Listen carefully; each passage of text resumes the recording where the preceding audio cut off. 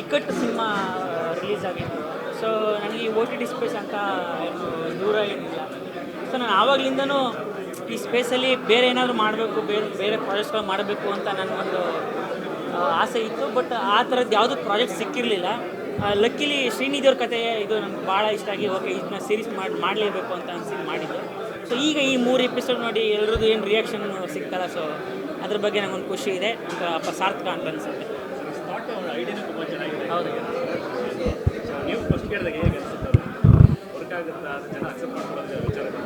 Work ಆಗುತ್ತೆ definitely ಅಂತ ಗೊತ್ತಿತ್ತು. ಅಂದರೆ ಓವರ್ ಕಾನ್ಫಿಡೆನ್ಸ್ ಅಂತಲ್ಲ, ಅಂದರೆ ಏನಾದ್ರು ಕೇಳಿದಾಗ ಮಜವಾಗಿದೆ ಅಂತ ಅನಿಸುತ್ತಲ್ಲ, ಅದು ಅನಿಸಿತ್ತು.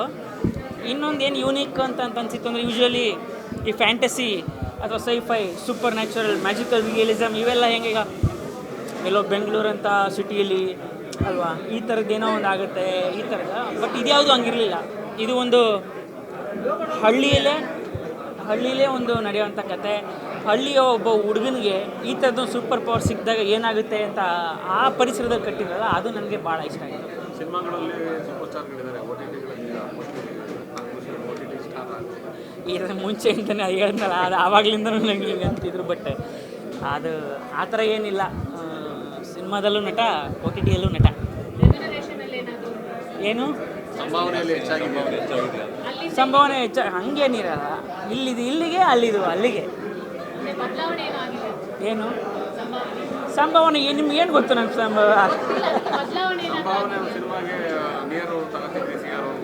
ಅವ್ವಾ ಇದು ನಾನು ಜೆರಾಕ್ಸ್ ತಗೋತಾರೆ ಬಂದರೆ ನಾನು ತಗೋತಾ ಇಲ್ಲ.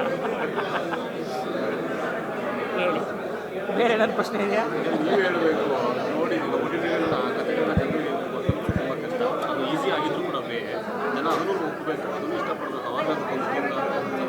ಅಲ್ಲ, ಯಾವುದೇ ಕಂಟೆಂಟ್ ಆದರೂ ಅಷ್ಟೇ. ಈಗ ರೀಲ್ ಜಗತ್ತು, ಈಗ ನೋಡ್ತಿದ್ದಂಗೆ ಸ್ವೈಪ್ ಮಾಡಿ ಇಟ್ಬಿಡ್ತಾರೆ.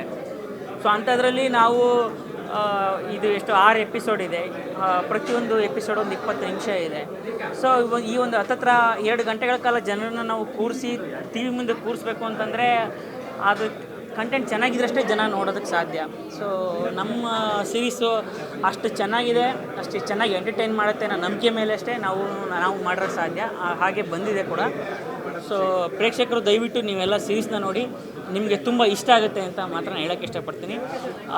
ಒಂದು ದೊಡ್ಡ ಕಲಾವಿದರ ದಂಡು ನಮ್ಮ ಸಿನಿಮಾದಲ್ಲಿದೆ, ಅವರೆಲ್ಲ ಸಹಕಾರ ಇದೆ ನಮ್ಮ ಸಿನಿಮಾಕ್ಕೆ. ಯಾವಾಗಲೂ ಜೊತೆಲಿಲ್ಲ ಗೆಳೆಯ, ಅಲ್ಲಿ ಅವರು ಗೆದ್ದು ಭಾಗದ ಜೊತೆ ಕರ್ಕೊಂಡು ಹೋಗುವಂಥ ಗೆಳೆಯ, ಈಗ ಮತ್ತೆ ಕೈ ಜೋಡಿಸಿದ್ರು. ಹೌದು, ನಾಗಭೂಷಣ ಅವ್ರಿಗೆ ಒಂಥರ ನೂರಾನೇ ಫಲ ಇದ್ದಾಗೆ.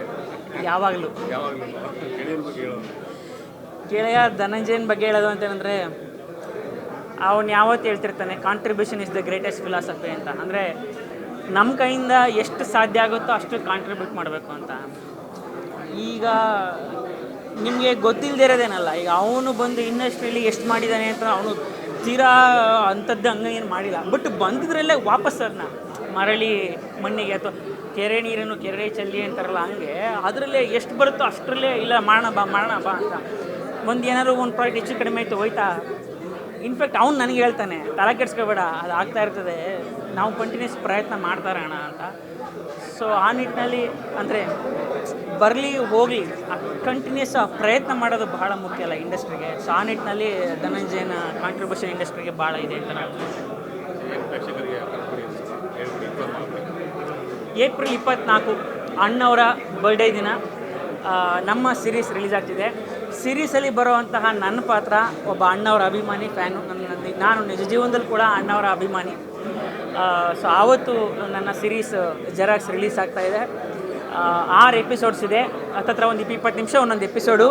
ನಿಮಗೆ ಯಾವುದೇ ಕಾರಣಕ್ಕೂ ಬೋರ್ ಹೊಡಿಸಲ್ಲ, ಮಜಾ ಕೊಡುತ್ತೆ ಸೀರೀಸು. ದಯವಿಟ್ಟು ನೋಡಿ ನಿಮ್ಮ ಪ್ರತಿಕ್ರಿಯೆಯನ್ನು ಹಂಚ್ಕೊಳ್ಳಿ, ನಿಮ್ಮ ಒಪಿನಿಯನ್ನ ಜೆರಾಕ್ಸ್ಗಳು ಮಾಡ್ತಾ ಹೋಗಿ ಅಂತ ಹೇಳ್ತೀನಿ. Thank you. ಇನ್ನಷ್ಟು ಹೆಚ್ಚಿನ ಮಾಹಿತಿಗಾಗಿ ಫಾಲೋ ಮಾಡಿ ಬ್ರಿಗೇಡ್ ನ್ಯೂಸ್ ಕನ್ನಡ.